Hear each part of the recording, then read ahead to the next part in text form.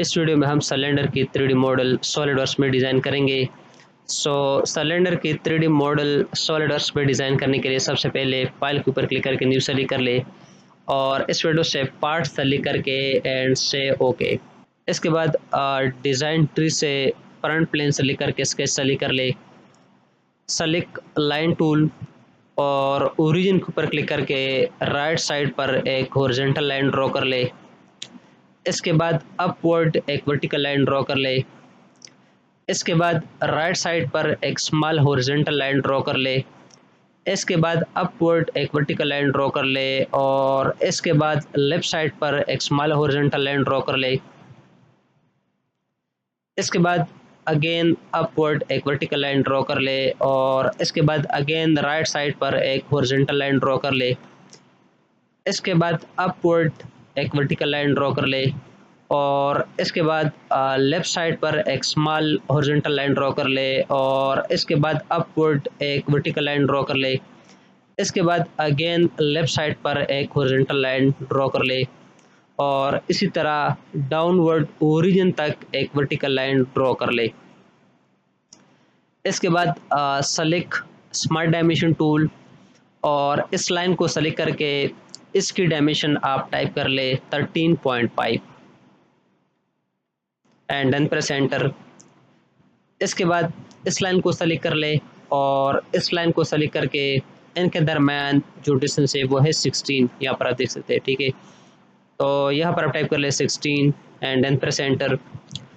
इस लाइन को सेलेक्ट कर ले और इस लाइन को सेलेक्ट करके इनके दरमियान जो डिस्टेंस है वह है 13.5। ठीक है, इनके दरमियान डिस्टेंस भी 13.5 है और इनके दरमियान जो डिस्टेंस है वो भी 13.5 है।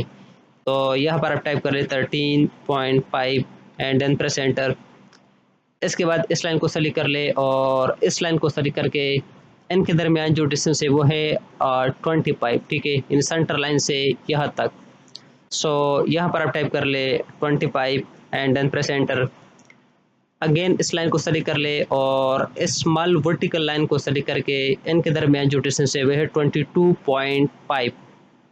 तो यहाँ पर आप टाइप कर ले 22.5 एंड देन प्रेस एंटर।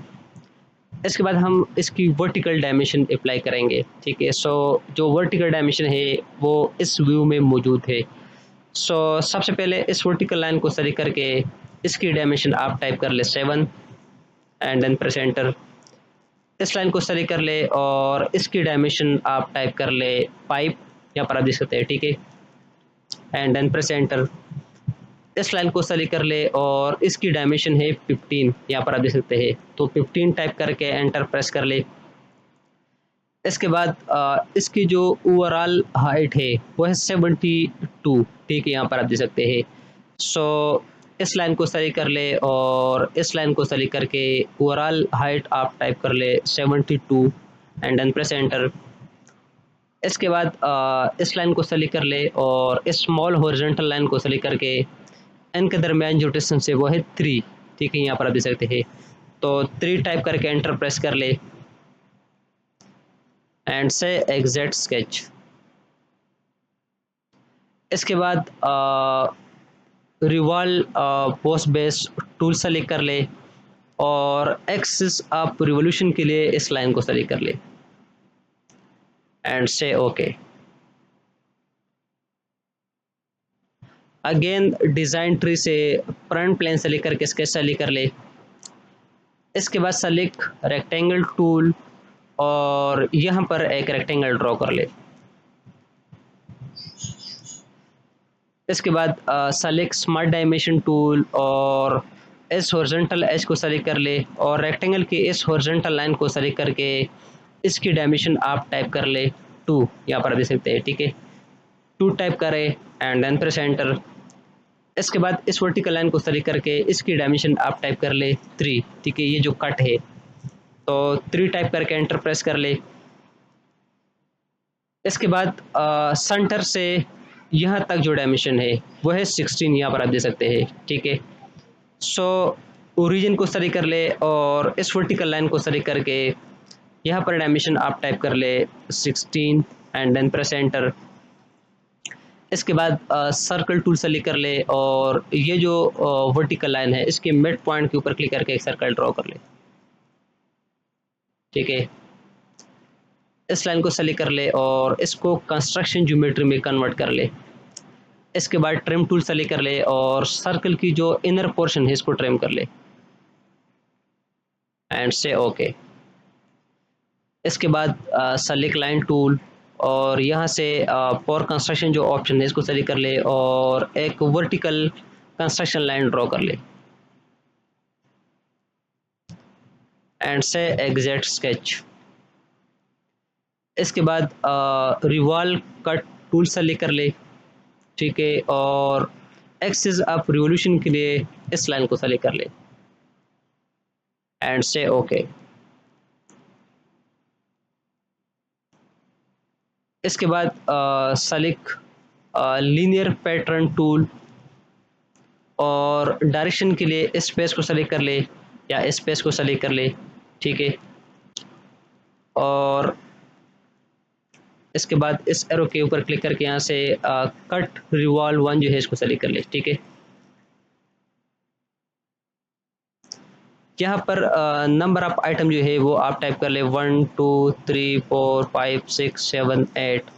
यहाँ पर आप नंबर ऑफ आइटम जो है वो 8 टाइप कर ले और दो के दरमियान जो डिस्टेंस है, ठीक है, वो है पाइप, यानी यहाँ से यहाँ तक जो डिस्टेंस है वो है पाइप। तो यहाँ पर आप टाइप कर ले pipe and then press enter and से ओके। इसके बाद अगेन डिज़ाइन ट्री से फ्रंट प्लेन सेलेक्ट करके इसका सेलेक्ट कर ले। ठीक है, इसके बाद लाइन टूल सेलेक्ट कर ले और इस पॉइंट के ऊपर क्लिक करके डाउनवर्ड एक वर्टिकल लाइन ड्रॉ कर ले। अगेन सेलेक्ट लाइन टूल और इस पॉइंट के ऊपर क्लिक करके एक एंगुलर लाइन ड्रॉ कर ले। इसके बाद स्मार्ट डायमेंशन टूल सेलेक्ट कर ले और इस एंगुलर लाइन को सेलेक्ट कर ले और इस वर्टिकल लाइन को सेलेक्ट करके इनके दरमियान जो एंगल है वो है 3। ठीक है, यहाँ पर आप देख सकते हैं। तो यहाँ पर आप डिग्री टाइप कर ले 3 एंड देन प्रेस एंटर। इसके बाद लाइन टूल सेलेक्ट कर ले और इस स्केच को क्लोज कर ले।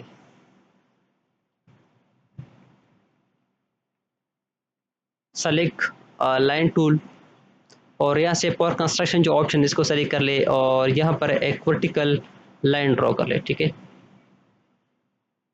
एंड से एग्जैक्ट स्केच। इसके बाद रिवॉल्व कट टूल सेलेक्ट कर ले। ठीक है, एंड से ओके। इसके बाद मॉडल के टॉप पेज को सेलेक्ट करके स्केच सेलेक्ट कर ले। सेलेक्ट सर्कल टूल और ओरिजिन के ऊपर क्लिक करके एक सर्कल ड्रॉ कर ले।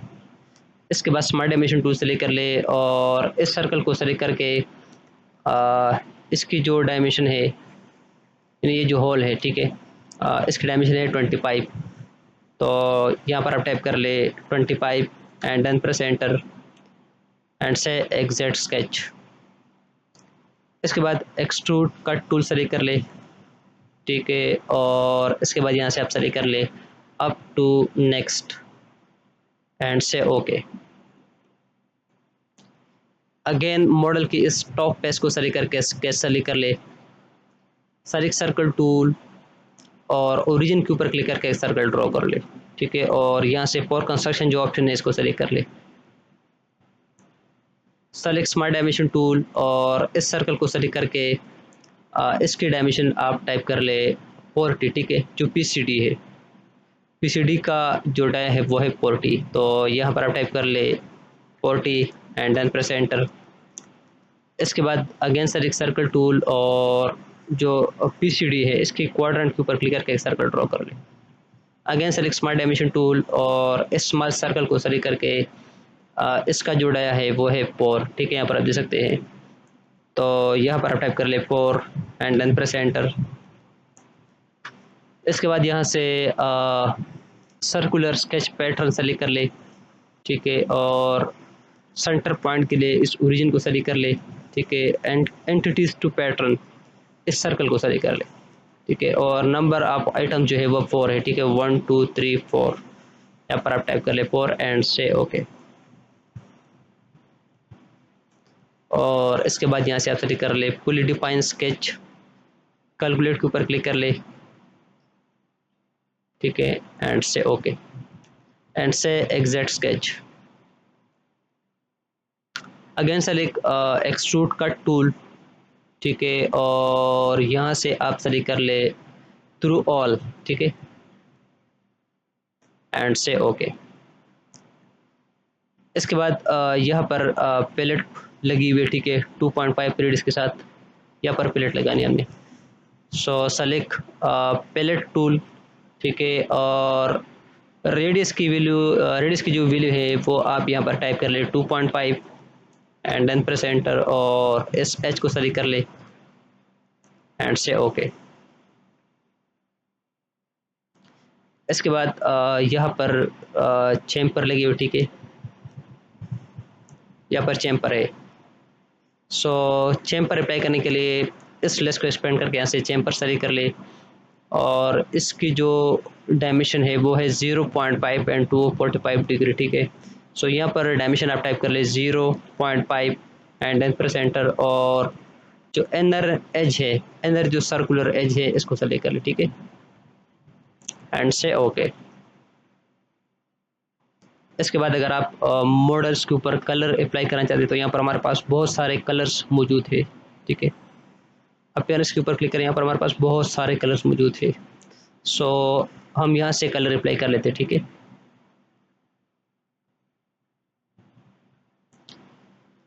यहाँ से आप कोई भी कलर जो है वो आप चूज़ कर सकते हैं, तो मैं इस कलर को चूज़ कर लेता हूँ, ठीक है, एंड से ओके। तो आई होप कि इस वीडियो से आपको सीखने के लिए बहुत कुछ मिला होगा। तो चलिए नेक्स्ट वीडियो के साथ मिलते हैं, जिसमें हम कोई और मॉडल जो है वो सॉलिडवर्क्स में सीखने और प्रैक्टिस करने की कोशिश करेंगे। तब तक के लिए अपना ख्याल रखिएगा, दुआओं में याद रखिएगा। अल्लाह हाफिज़।